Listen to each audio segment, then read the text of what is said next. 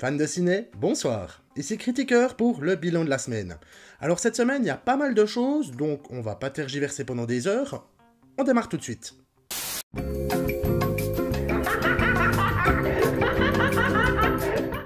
Alors ces derniers temps, on en bouffe à toutes les sauces du Batman, et ben du coup du Joker aussi.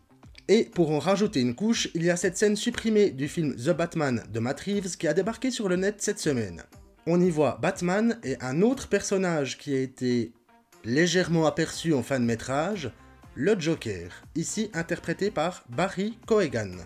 On y découvre un dialogue entre les deux personnages, Batman venant demander de l'aide aux prisonniers sur l'affaire du Riddler, un peu à la manière d'une Clarisse avec Hannibal Lecter. Et du coup, on peut aussi entrevoir le design du Joker qui est beaucoup plus crade et mutilé que ce qu'on a eu l'habitude de voir jusqu'à maintenant. Si vous voulez l'intégralité de la scène, je vous mets la vidéo en description. Cette scène a beaucoup fait parler d'elle sur internet et ça a radicalement tranché les avis. Soit on aime, soit on n'aime pas. Personnellement, même si on a bouffé énormément de versions différentes du Joker ces dernières années, moi je trouve que ça conforte le personnage dans le fait qu'il n'ait pas une origine qui soit clairement définie. Donc, sur le fond, c'est pas si mal. Qui plus est, ce nouveau Joker est encore une fois différent de ce qu'on a pu voir jusqu'à maintenant, et qui sait, il pourra peut-être se confronter à son pote Batman lors d'un prochain métrage.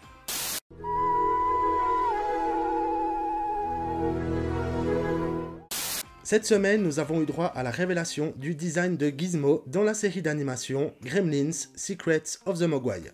Est-ce qu'il est pas mignon? Cette série, prévue cette année sur HBO Max, se déroule dans les années 1920 en Chine et va nous raconter la rencontre entre Monsieur Wing, âgé d'une dizaine d'années, et Gizmo. Ensemble, ils vont parcourir la campagne chinoise afin de retrouver la famille du Mogwai et se retrouver confrontés à un tas de créatures du folklore chinois. Il s'agit donc d'une préquelle au film de 1984 et de 1990, et cela pourrait nous apporter quelques réponses sur les origines de notre peluche préférée. Et ce sera aussi l'occasion de retrouver nos méchantes petites bébêtes favorites, les Gremlins. Gizmo.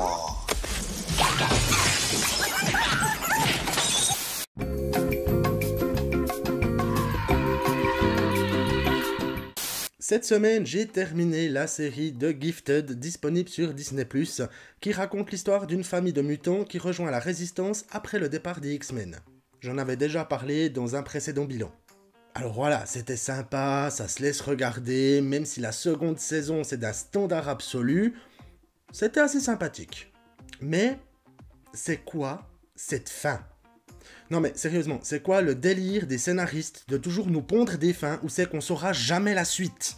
Ils carburent à quoi, les mecs? Sans déconner, pour nous pondre des fins pareilles. Ça se fait pas de teaser un truc de malade et puis de rien avoir derrière. Non mais sérieusement, c'est n'importe quoi. Moi ça me dépite, moi j'en ai marre de ces séries où c'est que on te balance un truc énorme à la fin et t'auras plus rien par la suite. Donc c'est nul. Les gars, vous pensez à quoi? Putain, mais sérieusement, vous pensez à quoi? Parce que là, faut pas déconner, hein. Ils savaient très bien qu'il n'y aurait pas de saison 3 quand ils ont fini d'écrire les épisodes de fin de la saison 2. Donc il y avait sûrement moyen de pas finir de cette manière-là. Oh mais ça m'énerve. Non mais c'est chiant. Non, pour ma part, je me suis toujours pas remis de la fin de la série John Doe qui a été diffusée sur la Fox de 2002 à 2003. C'était l'histoire d'un type, interprété par Dominic Purcell, qui se réveillait au milieu de nulle part, complètement apelos.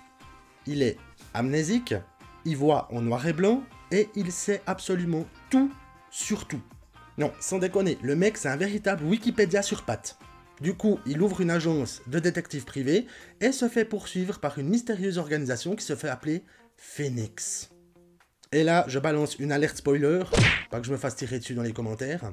21 épisodes plus tard, on ne sait toujours rien sur les origines du personnage, et on apprend même que son ami, Digger, serait étroitement mêlé à cette mystérieuse organisation appelée Phoenix. Révélation, cliffhanger et... fin. Il n'y a eu aucune suite, aucun téléfilm, aucune explication sur les origines du perso, et on se retrouve comme ça comme des cons à voir cette fin de série et à se dire mais pourquoi tant de haine ? Sérieusement, tu ne balances pas une info comme ça sans avoir quelque chose derrière.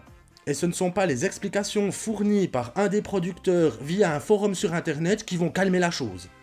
Hein? Quand on regarde une série, c'est pour avoir l'histoire de bout en bout sur notre écran. C'est pas pour commencer d'aller chercher des informations planquées sur internet sur la possible suite du truc. Donc non. John Doe, je m'en suis toujours pas remis. Et vous, fans de ciné, c'était quoi votre pire fin de série? N'hésitez pas à me le dire dans les commentaires. Et puis comme ça, on pourra tous pleurer ensemble sur les pires fins de série qu'il y a eu de toute l'histoire de la télévision. Au moins, The Gifted, il bouclait l'intrigue principale. C'est déjà ça.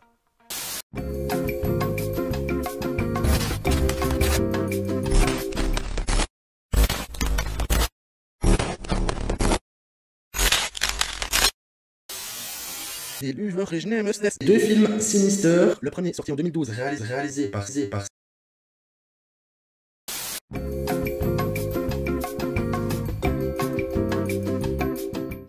Cette semaine, j'ai revu les deux films Sinister. Le premier sorti en 2012, réalisé par Scott Derrickson, et le second sorti en 2015, réalisé par Sharon Foy.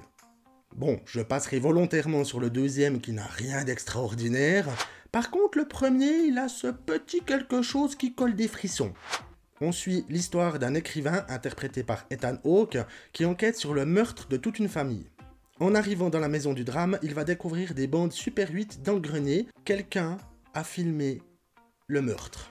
Et bien d'autres monstruosités. Si vous aimez l'angoisse, les films ambiance et les jumpscares, regardez-le, vous pourriez apprécier. Mais oubliez le 2 parce que ça apporte vraiment pas grand chose à l'histoire.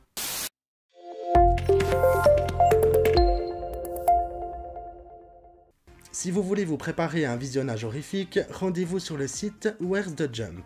C'est un site qui indique pour un grand catalogue de films les moments où il y aura des jumpscares. Du coup, ça vous permet de bien vous préparer pour votre prochaine soirée frisson. Vous trouverez le lien en description.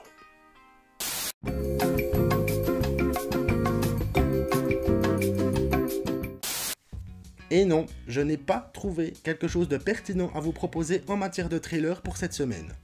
Mais ne vous inquiétez pas, il y en aura la prochaine fois. J'en profite pour souhaiter la bienvenue aux nouveaux abonnés et pour remercier ceux déjà présents de leur fidélité.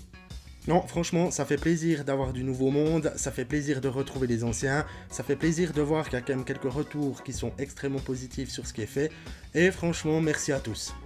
Merci également à tous ceux qui ont la gentillesse extrême de m'envoyer des goodies pour étoffer un peu le décor. Hein, par exemple, on a de l'Harley Quinn, absolument magnifique, un de mes personnages préférés en matière de comics. Merci beaucoup. Et on a également un super C3PO, hein, qui a été gracieusement offert par la famille Skywalker. Merci beaucoup. Et puis c'est trop cool parce que en fait ça fait aussi lampe de poche. Donc en cas de panne d'électricité, j'ai un droïde de compète pour pouvoir voir où je vais. Enfin bref, un grand merci à tous, ça booste bien la motivation, ça fait plaisir. Et voilà, fans de ciné, c'est tout pour cette semaine. Passez une bonne soirée, bon courage pour lundi, excellente semaine à vous, et bien entendu,